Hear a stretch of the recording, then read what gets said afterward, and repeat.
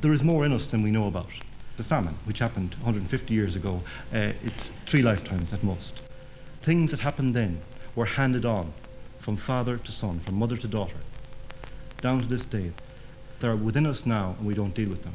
And it seems to me this is what's interesting about a lot of Irish music now, that it is a carrier for this kind of feeling and for this kind of emotion, that we have no other expression for it, because politically we deny it, intellectually we deny it.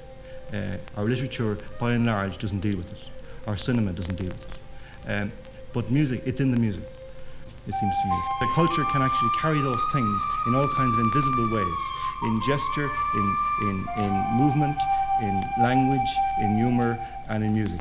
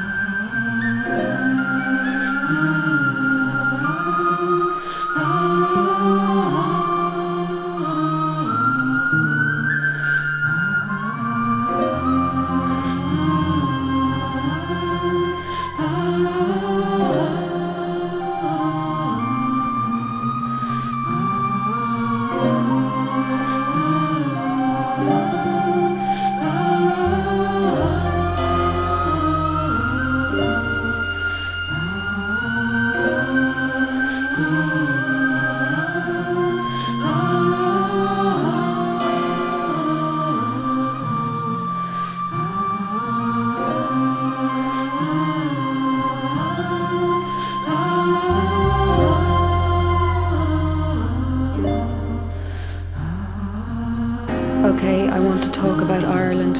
Specifically, I want to talk about the famine, about the fact that there never really was one. There was no famine. See, Irish people were only allowed to eat potatoes. All of the other food, meat, fish, vegetables, was shipped out of the country under armed guard to England while the Irish people starved. And then, in the middle of all this, they gave us money not to teach our children Irish. And so we lost our history. And this is what I think is still hurting we. You see, we're like a child that's being battered, has to drive itself out of its head because it's frightened, still feels all the painful feelings. But they lose contact with the memory, and this leads to massive self-destruction, alcoholism, drug addiction, all desperate attempts at running. And in its worst form becomes actual killing. And if there ever is going to be healing, there has to be remembering and then grieving so that there then can be forgiving. There has to be knowledge and understanding. All the lonely people, where do they all come from? All the lonely people, where do they all belong? An American Army regulation says you mustn't kill more than 10% of a nation, because to do so causes permanent psychological damage. It's not permanent, but they didn't know that. Anyway, during the supposed famine, we lost a lot more than 10% of our nation through deaths on land or on ships of emigration. But what finally broke us is not starvation, no, it's using the controlling of our education. Schools go on about Black 47, on and on about the terrible famine.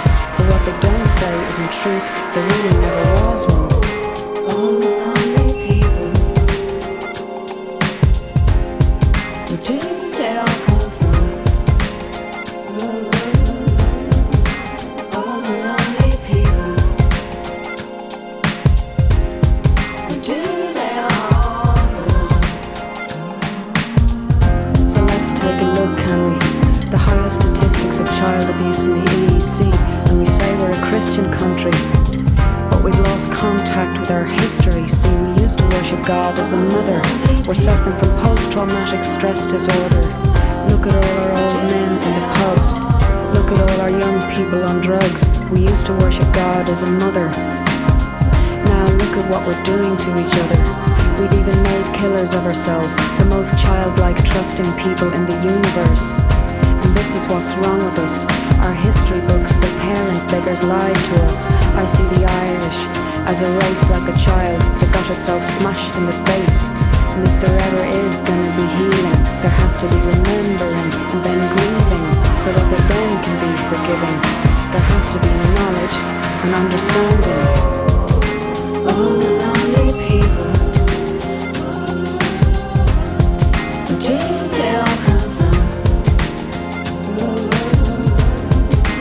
All the lonely people, where do they all belong? All the lonely people, where do they all come from? That I can tell you in one word. All the lonely people,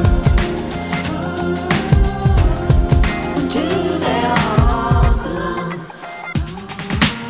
And if there ever is gonna be healing, there has to be remembering and then grieving, so that there then can be forgiving. There has to be knowledge and understanding.